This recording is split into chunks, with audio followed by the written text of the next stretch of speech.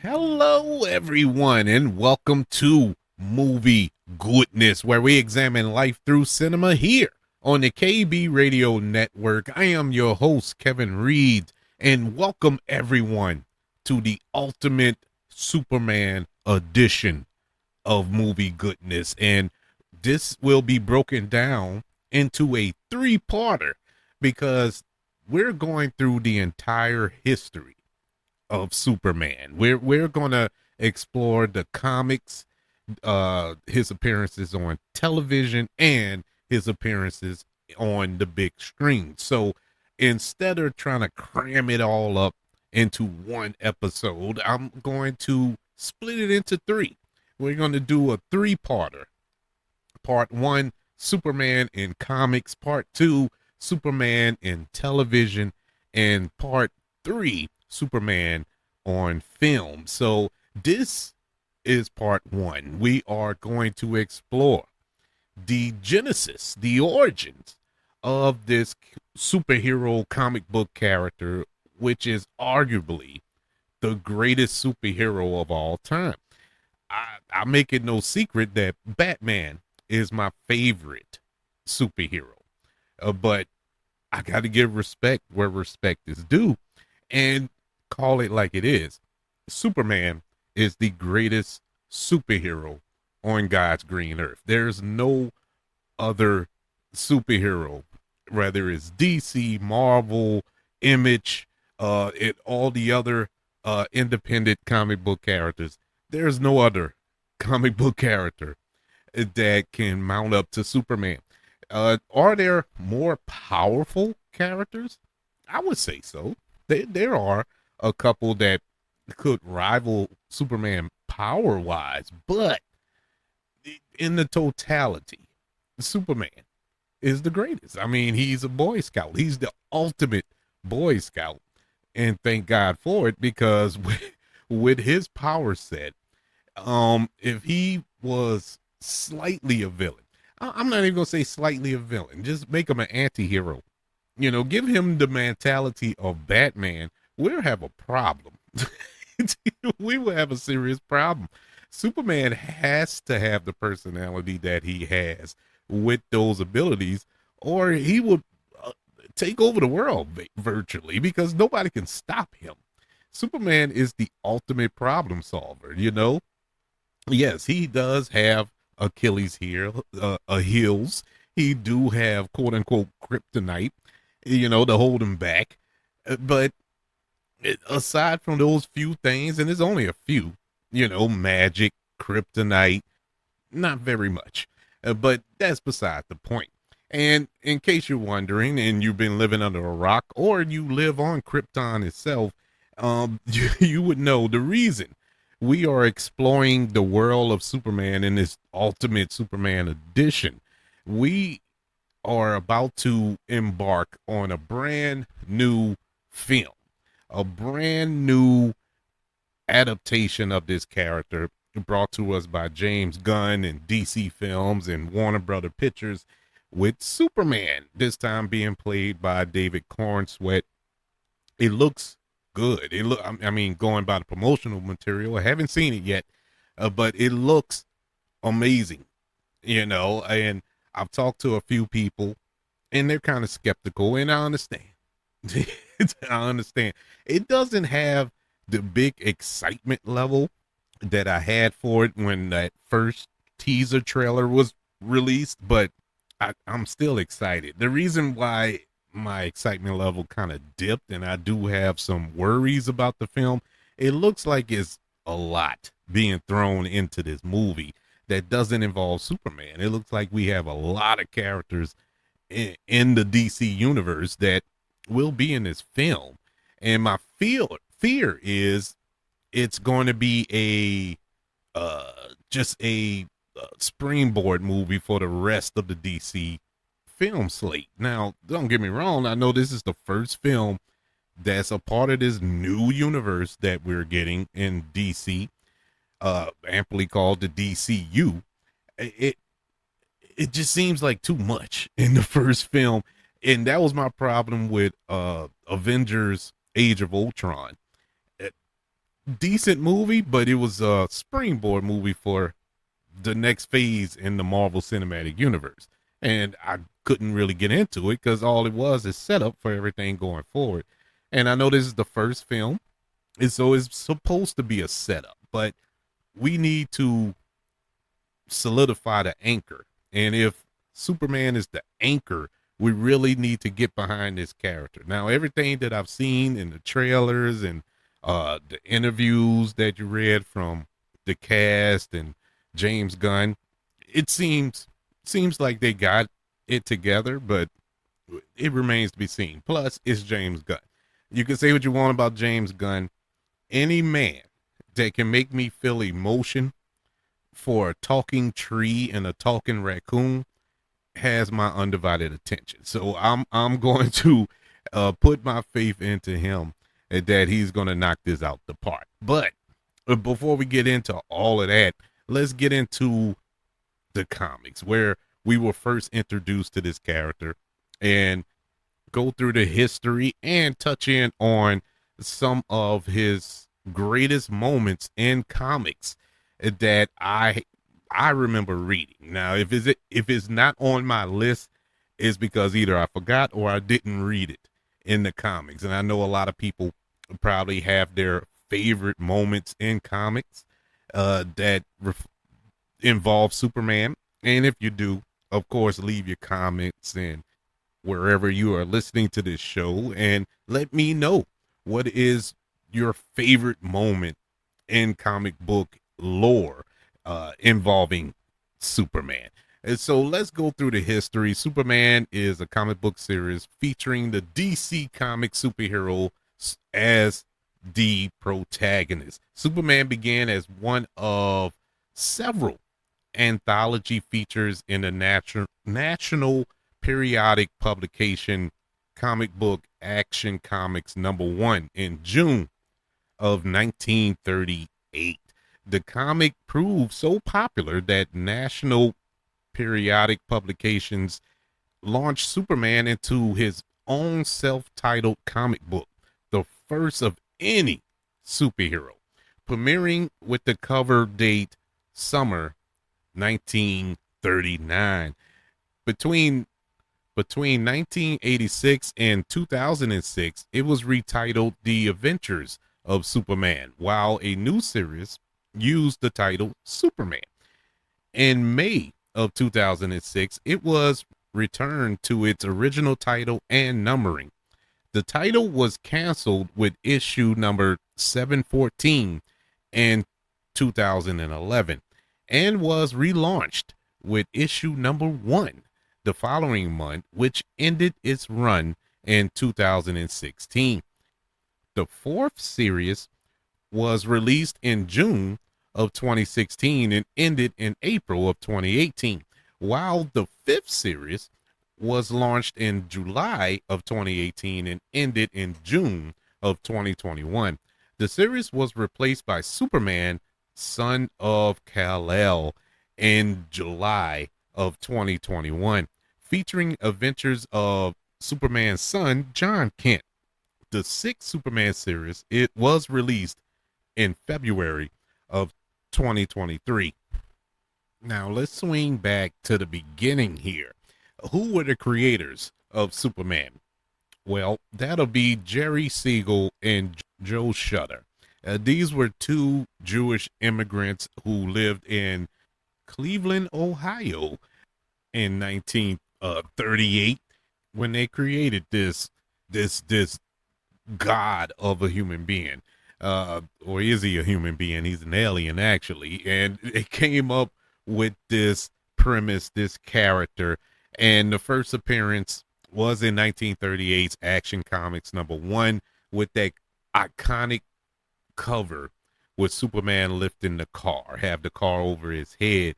But what we got in that issue was probably one of the greatest origin stories ever known. Well, I say greatest, but well known origin stories ever known. I think people know Superman's origin uh pretty better than they know the origin of Jesus. And that's saying something. That is crazy.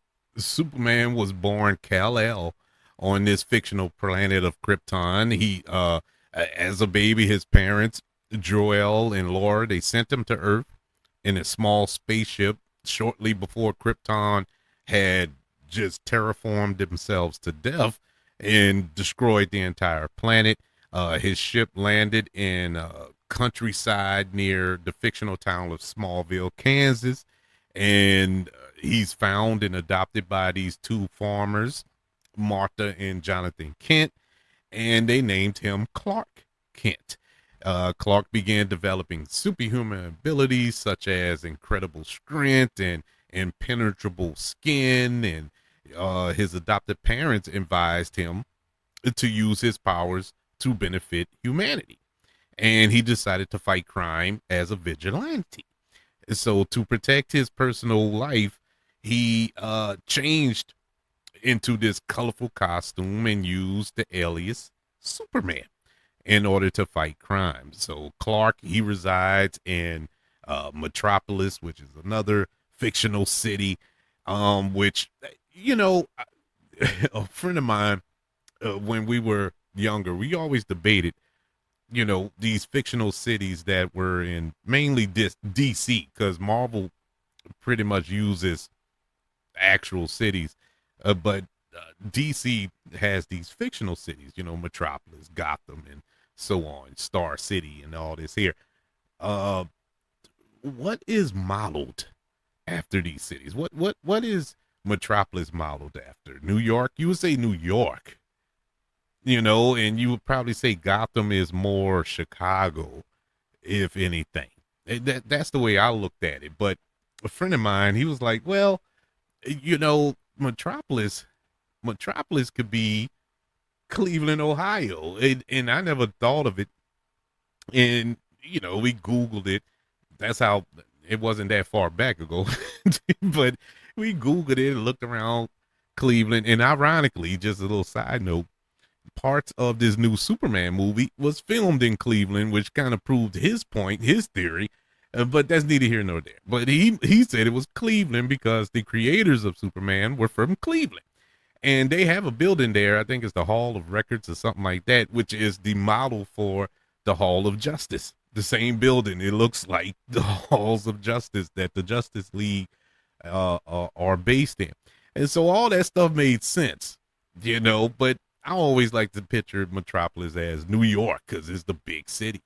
And it just made sense to me. But his argument was, well, Cleveland, Ohio is closer to Kansas than New York is. And I'm like, well, logically, yeah, that does make sense. And that was his big argument. And I really can't fight him on that because when you watch the TV show, Smallville, they were pretty close in proximity. And so it made sense. So I guess I got to concede that, but I never told him that. He probably listening. But that's neither here nor there. But Gotham, I still feel is Chicago.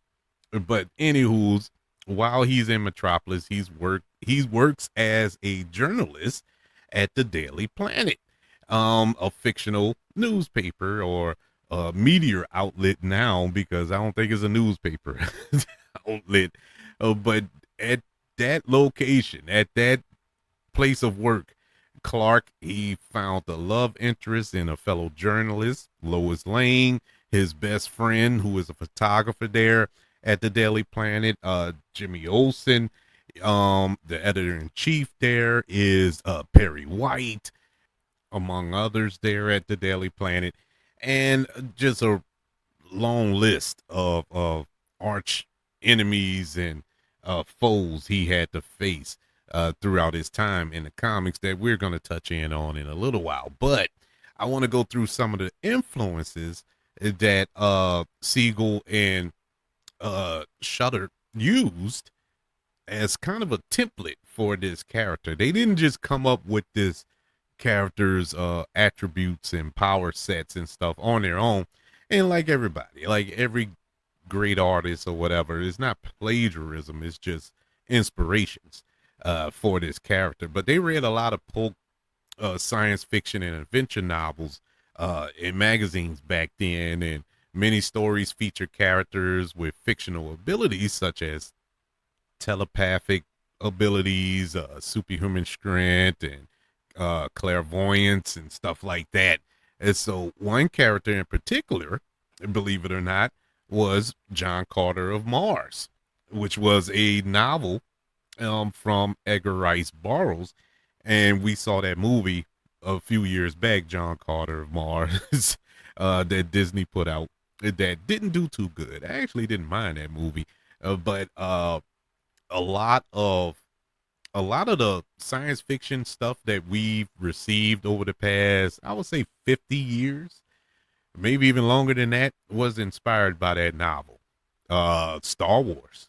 George Lucas said that was one of the inspirations for Star Wars, and a lot has been inspired by that book. I think Doom too, if I'm not mistaken, but that's neither here nor there.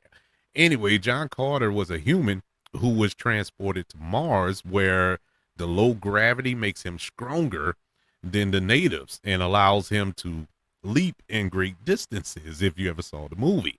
And so that was one of the main things that they kind of pulled from that material. Another influence was from the 1930 novel Gladiator, featuring a protagonist named Hugo Danner, who had similar powers as Superman.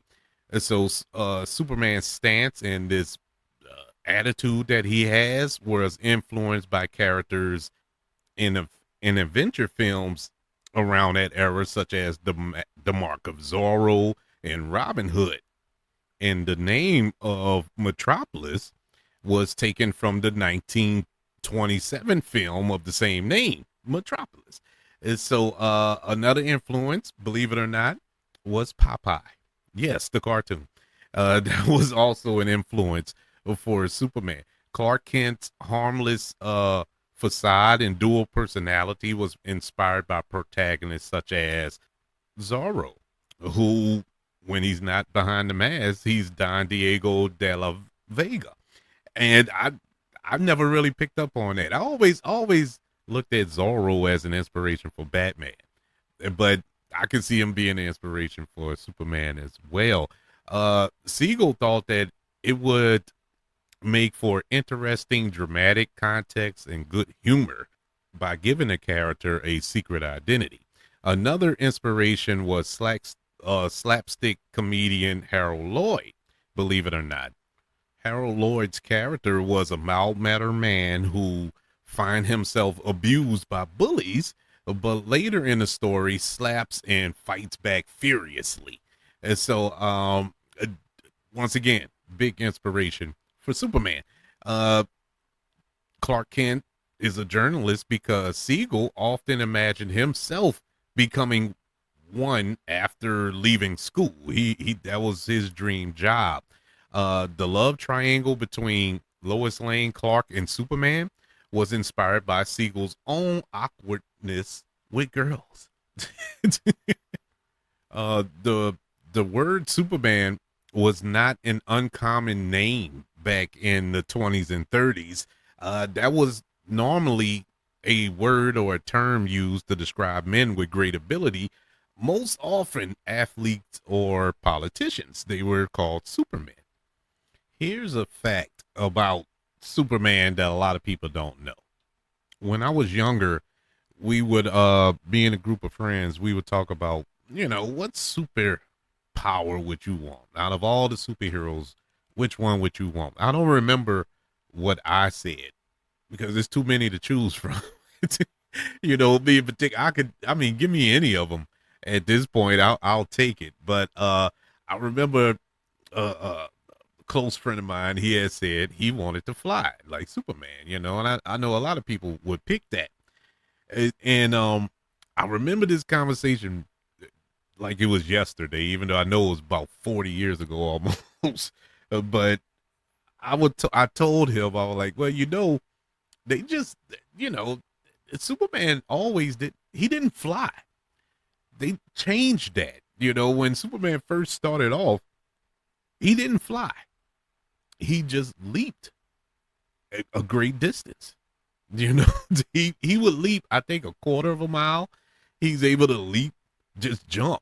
But it appeared like he was flying, and eventually they changed it. I want to say around the time like when that old TV show came out with George Reeves. I think that's around the time they changed it. But when he first started off, he was just able to leap tall buildings in a single in a single jump.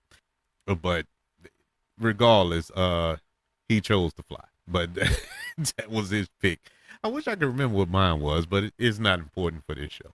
Anyways, let's go through 10 of not the greatest moments, but the most important moments that happened throughout comic history involving Superman. And these are just some I could find, that I was able to look up that I remembered. And so I wanted to touch in on these. Now, I know there are many, many more. We're talking close to 100 years of history here, people. So, I mean, it was hard to narrow it down to 10. But here are 10 of the most important moments in Superman comic book history. Number 10, Lex Luthor erased Superman's secret identity from the world. This came in Action Comic number 1050, and it kept off a good year for Superman. Superman had just returned from freeing War World from Mongols' grasp and found a way to replenish his powers, which had been weakened on War World because of the lack of a sun or a yellow sun. And so he returned home, and however, not everyone was happy about Superman's return, and Lex Luthor decided that he was going to strike against Superman like never before.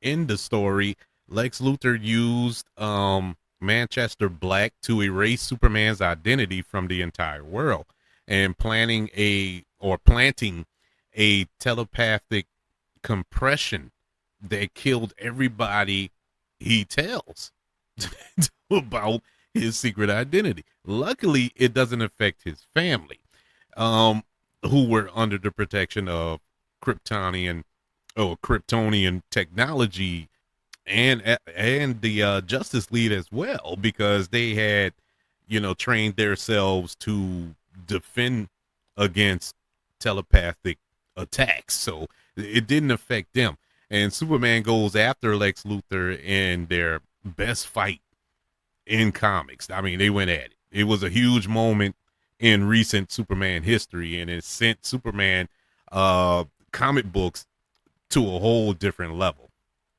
Number 9, Superman reveals his secret identity. Superman's secret identity was always an important part of his character, despite him doing the bare minimum to keep it a secret, other than kind of slunching his shoulders and wearing some bifocals. He did nothing strenuous to hide his secret identity. However, it also seemed like something Superman wouldn't be into. And so one of the best comic book writers in recent memory, Brian Michael Bendis, he decided to do away with it for Superman.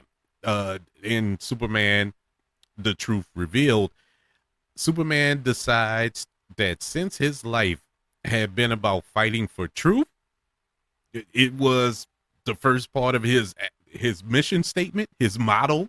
So he called a press conference, and Superman's secret identity always felt very strange in modern day. Superman can be anywhere in the world in the blink of an eye. He can protect his family from anyone in the world. Superman's secret identity felt like an unneeded throwback. And so it was pretty much done away with in the comics, at least in that issue, Superman, The Truth Revealed. Number 8, Superman realized he's losing his powers. Superman Volume 5, number 29, in Action Comics number 1029, which is recent. In the last couple of years, this happened. Superman and his son John were together and called to a satellite that was under attack by aliens, alien forces. I don't forgot what aliens they were, but the fight seemed to be going fine with John's increased powers affecting the aliens greatly. However, Superman makes a terrible discovery. The aliens can hurt him. And so this story established that Superman's powers were weakening. This was a major turning point in the life of Superman, leading into Superman and the Authority, and then War World saga that took place after this. And it was also the writer Philip Kennedy Johnson's first issues writing Superman. Johnson had been doing amazing work on the Man of Steel for the last few years, making this event doubly important. And I would employ anybody, if you want to jump back in and read some comic issues, read the War World saga. That was awesome. I loved that read, man. I had downloaded that digitally. That was a nice read. Number 7, the pre-Flashpoint Superman returns. If you know, the new 52 changed everything for DC heroes and the villains as well. Uh, it was a lot of criticism about the new 52. I was excited at first, but it quickly it quickly went downward for me with the new 52s. That's why they hurried up and changed them. But yeah, it changed it back, I should say. But anyways, while it started off well enough, things took a dive, and another change was very much necessary. And that's where DC Rebirth number 1 came along. And it wasn't a reboot per se. It just brought back some things from the pre-Flashpoint era of the DC universe, including his family, Clark Kent's family of Clark, Lois, and John. A lot of that had changed in the 52s, or the new 52s. The family had been back for a little bit at this point, but after the death of the new 52 Superman, DC Rebirth number 1 brought the Kent family back as the main Kents in the DC multiverse. And so Clark became Superman, Lois started working at the Daily Planet, John became the family sidekick. The Rebirth era of DC brought back this fan favorite family, which, bode well for the future of Superman. But to be honest with you, the Rebirths really saved DC, because 52s, the new 52s just made no sense to me. it was really silly. And that brings me to number 6. The new 52 brought a new Superman. Flashpoint made huge changes to DC, kicking off the new 52s. This controversial reboot started the DC multiverse from scratch, combining heroes and villains from the Wildstorm universe and the Vertigo horror characters with DC's finest. Superman was given an entire new history, one that called back the Golden Age roots as a man of the people and batterer of corruption and whatnot. Superman was no longer married to Lois. He began a relationship with Wonder Woman. Yeah, they were jigging. Instead of his classic costume, he wore ceremonial Kryptonian armor. Yeah, new 52 Superman tenure was it had some highs, but it had a lot of lows too. you know, but ultimately this version of the character ended up dying after his powers went haywire, and nobody has missed him since. Nobody, you couldn't connect with him. It's hard enough connecting to the character of Superman, But the new 52 version, it was virtually impossible. Number 5, the birth of John Kent. Yes, the son of Superman. The new 52 was full of really badly received event comics. But even among those mediocre events, Convergence is especially disliked by fans. I didn't even finish that. That was one of those I just gave up on. But however, the tie-ins, which brought back multiple fan favorite alternate versions of the DC characters, were very well received. The most beloved one in Convergence, Superman. This is the issue that brought back the pre-Flashpoint version of Superman and Lois. In that book, it also showed readers the birth of John Kent, the future Superman. And so DC continuity would change several times since Convergence Superman came out, but the birth showed in the book, second issue, has become canon. John's birth gave readers a character who will become a fan favorite and was hugely important in the Kent family. I'm not gonna say he is a fan favorite of mine, but I do I do like the character. Like I said, I'm not an avid reader like I used to be. It's hard to carve out some time to read all of these issues of comic books like I used to back in my younger days. Life be lifing. So I can't really get to them as much. But when I do have time, I have read a few issues with John Kent, and yeah, he's an interesting character. He's not your daddy Superman, but he's getting there. He's getting there. Number 4, which is a huge moment in Superman comic book history. Superman marries Lois Lane. Yes, Clark Kent and Lois Lane. Will they, won't they relationship that went on for about 50 years. That has hooked people into comics for all this time.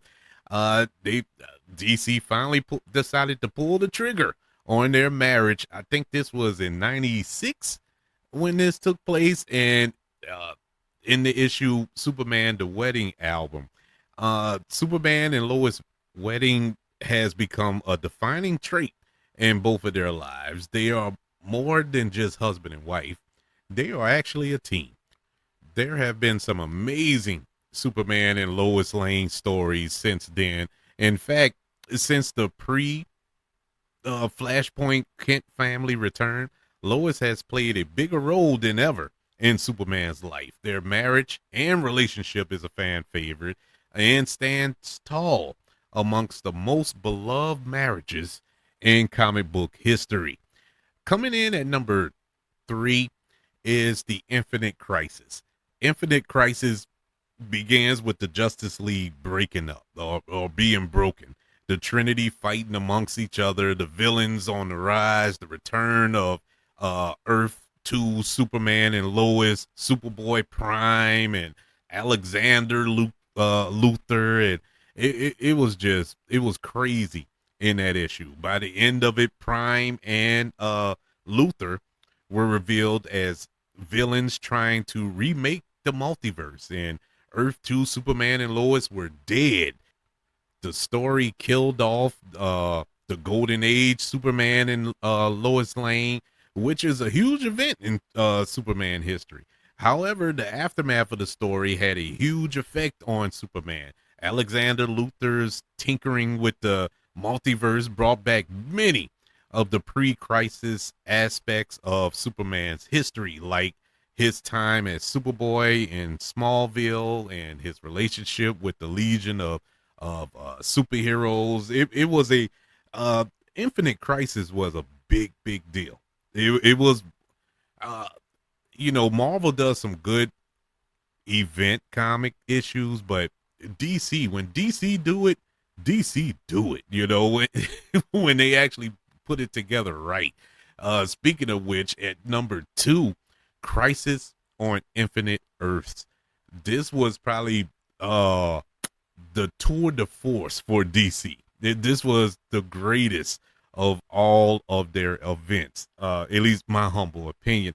The battle against the Anti-Monitor pulled the entire multiverse with the Superman of Earth 1 and Earth 2 leading the charge. Supergirl was killed in battle. You remember that iconic issue on the cover of Crisis where Superman is holding Supergirl, a dead body of Supergirl.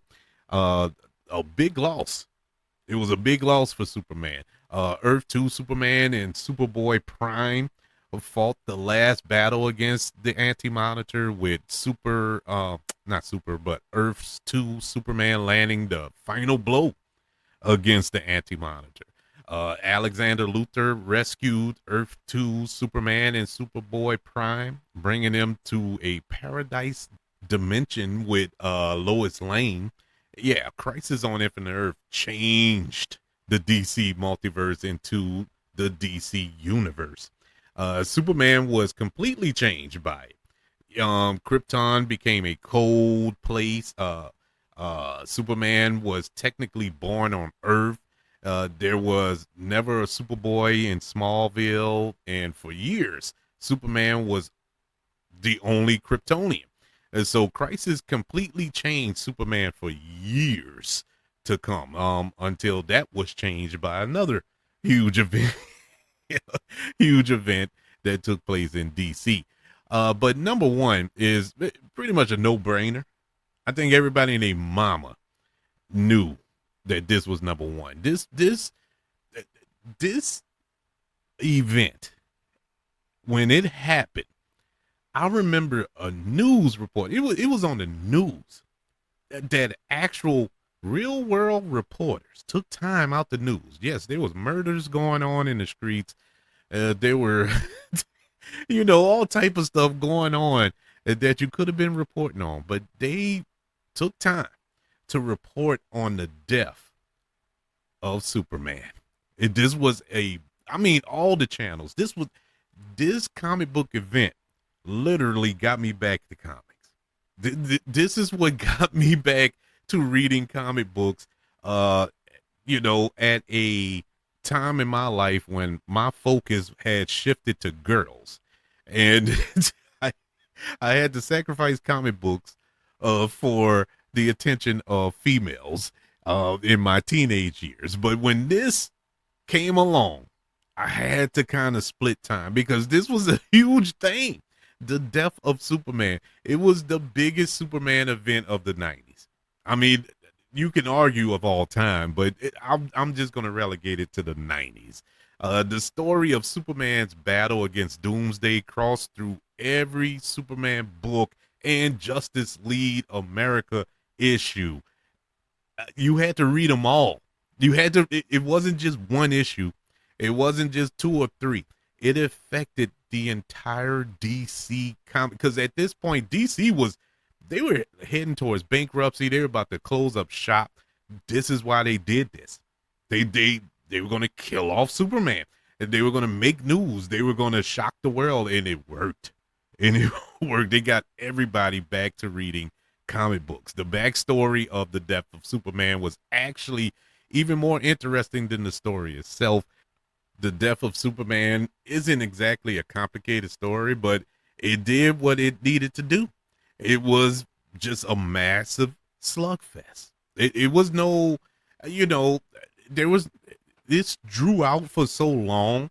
You would think there was some story to it. There was some substance. No, it was just a slugfest for about 3 or 4 issues, man. That's all it was between Superman and Doomsday.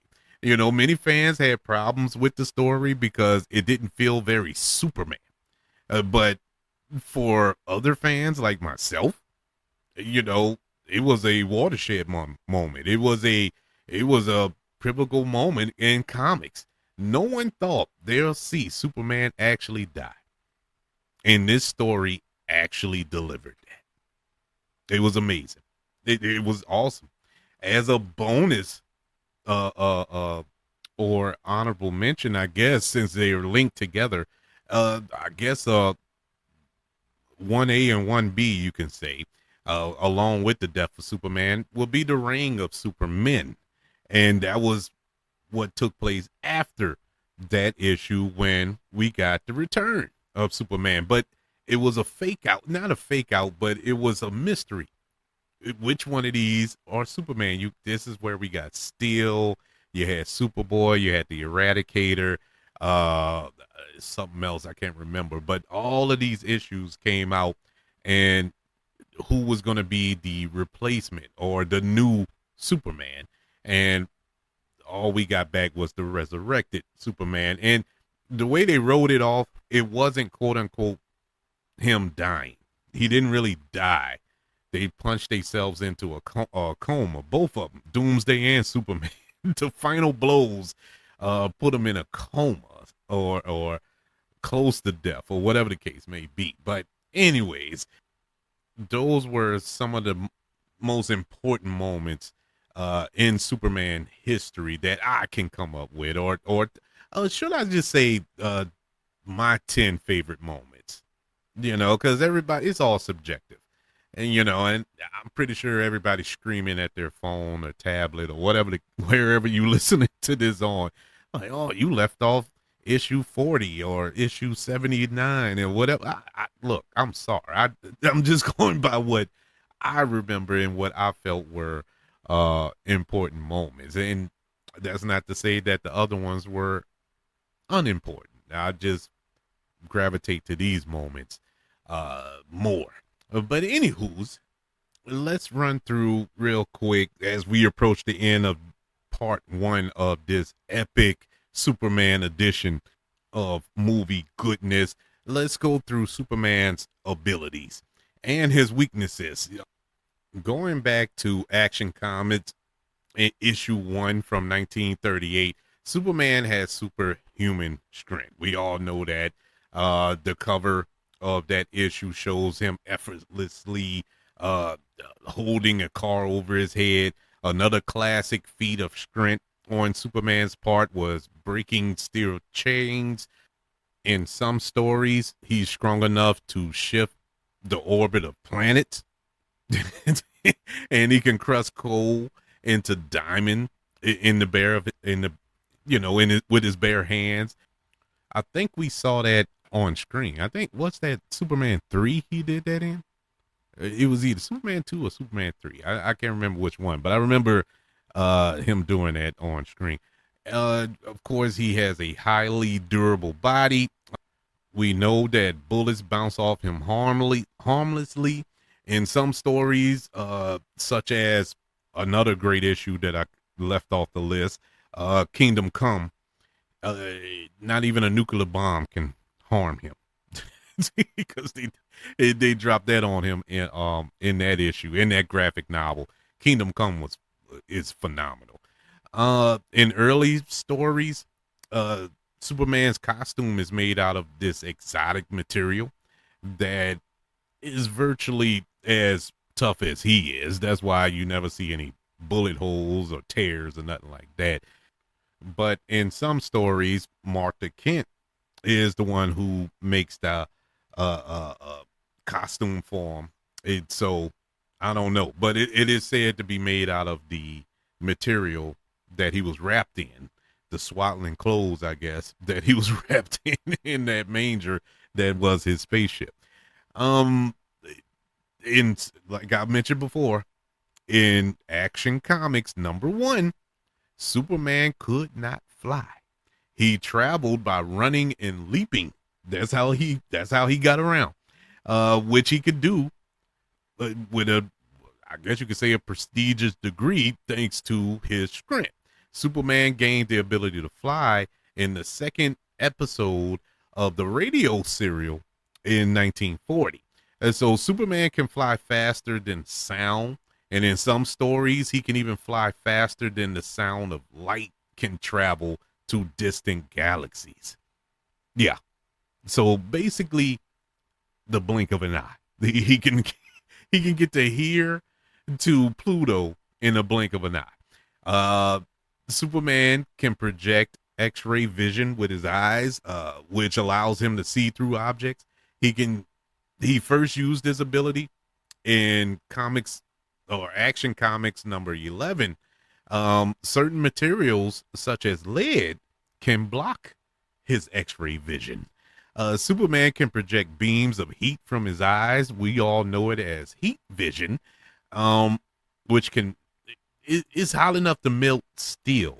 Believe it or not, he first used this power in Superman number 52 by applying his X-ray vision to the highest intensity.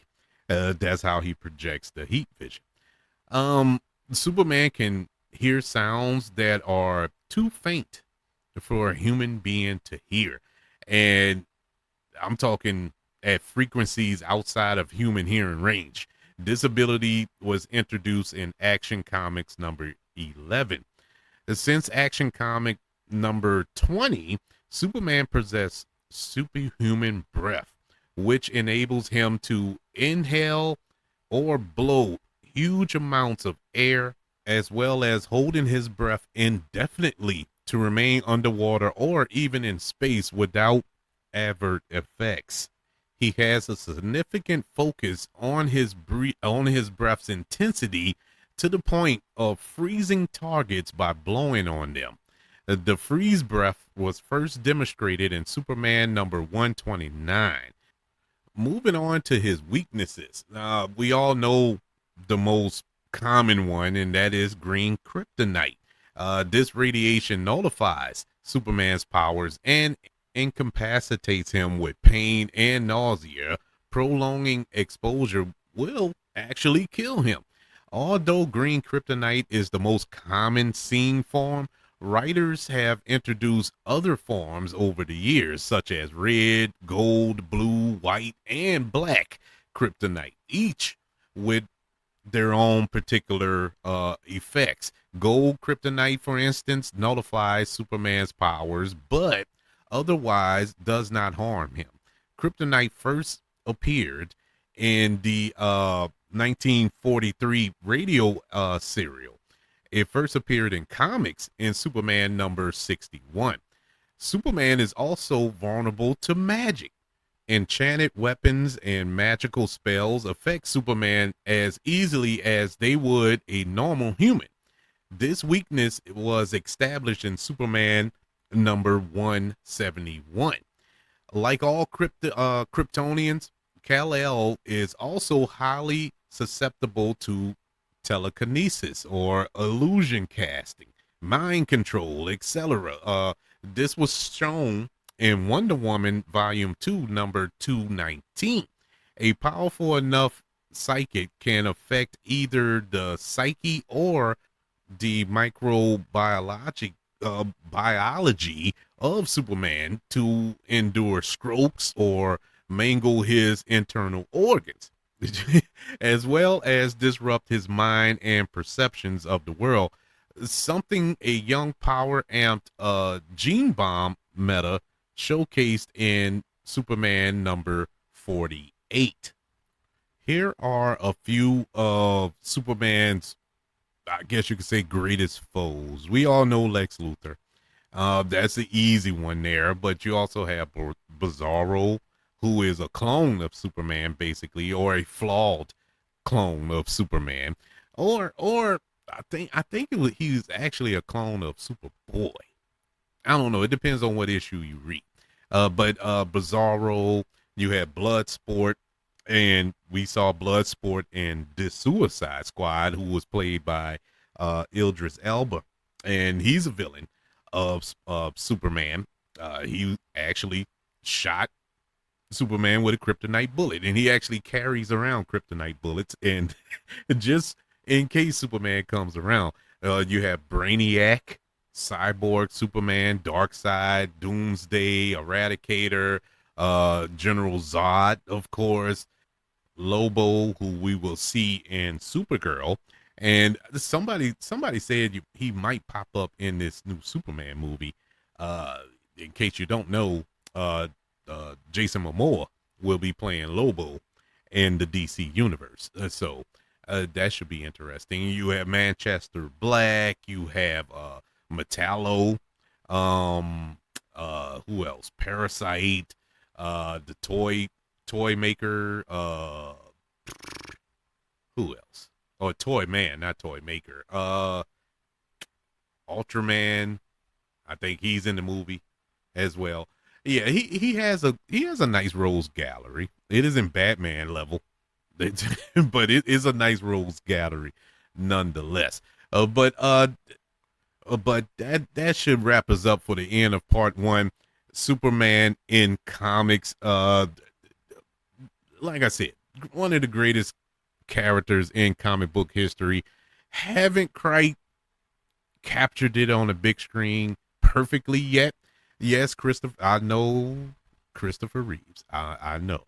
But not all those movies were great. Let's be honest. So uh haven't quite knocked it out of the park yet there. TV, TV, I can make an argument that he they did that character right television wise. That's why that'll be the next part of the Ultimate Superman edition of movie goodness when we go into part two, Superman on television.